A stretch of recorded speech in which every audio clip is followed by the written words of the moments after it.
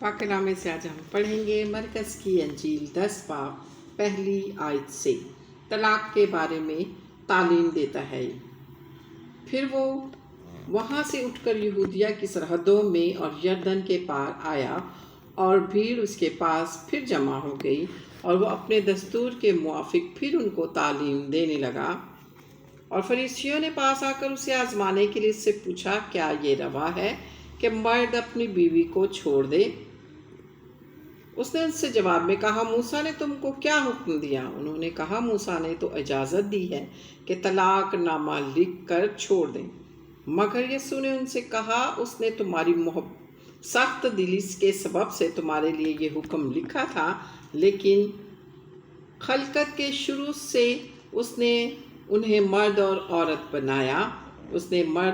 इसलिए मर्द अपने बाप और माँ से जुदा होकर अपनी बीवी के साथ होंगे, बस वो नहीं बल्कि एक जिस्म हैं। इसलिए जिसे खुदा ने जोड़ा है उसे आदमी जुदा ना करे। और घर में शागिर्दों ने उससे इसकी बाबत फिर पूछा। उसने उनसे कहा, जो कोई अपनी बीवी को छोड़ दे और दूसरी से ब्याह करे वो उस पहली के बरखिलाफ जिना करता है। और अगर औरत अपने शौहर को छोड़ दे और दूसरे से ब्याह करे तो जिना करता है। यीशु छोटे बच्चों को बरकत देता है। फिर लोग बच्चों को उसके पास लाए और कहने लगे ताकि वो उनको छुए, मगर शागिर्दों ने उनको छिड़का। यीशु देखकर खफा हुआ और उनसे कहा, बच्चों को मेरे पास आने दो, उनको मना ना करो, क्योंकि खुदा की बादशाही ऐसों ही की है। मैं तुमसे सच कहता हूँ, जो कोई खुदा की बादशाही को बच्चे की तरह कबूल ना करे वो उसमें हरगिज़ दाखिल ना होगा। फिर उसने उन्हें अपनी गोद में लिया और उन पर हाथ रखकर उनको बरकत दी। एक मालदार आदमी, और जब वो बाहर निकल कर राह में जा रहा था तो एक शख्स दौड़ता हुआ उसके पास आया और उसके आगे घुटने टेक कर उससे पूछने लगा, आए उस नेक उस्ताद, मैं क्या करूं कि हमेशा की ज़िंदगी का वारिस बनूं? यीशु ने उससे कहा, तू मुझे क्यों नेक कहता है? कोई नेक नहीं मगर एक, यानी खुदा। तू हुक्मों को तो जानता है, खून ना कर, जिना ना कर, चोरी ना कर, झूठी गवाही ना दे, फरेब देकर नुकसान ना कर, अपने बाप की और माँ की इज्जत कर। उसने उससे कहा, उस्ताद, मैंने लड़कपन से इन सब पर अमल किया है। यीशु ने उस पर नज़र की और उससे उस पर प्यार आया और उसने उससे कहा, एक बात की तुझ में कमी है, जा जो कुछ तेरा है बेचकर गरीबों को दे, तुझे आसमान पर खजाना मिलेगा, और आकर मेरे पीछे हो ले। इस बात पर उसके चेहरे पर उदासी छा गई और वो गमगीन होकर चला गया, क्योंकि मालदार था। फिर यीशु ने चारों तरफ नज़र करके अपने शागिर्दों से कहा, दौलतमंद का खुदा की बादशाही में दाखिल होना कैसा मुश्किल है। शागिर्द उसकी बातों से हैरान हुए।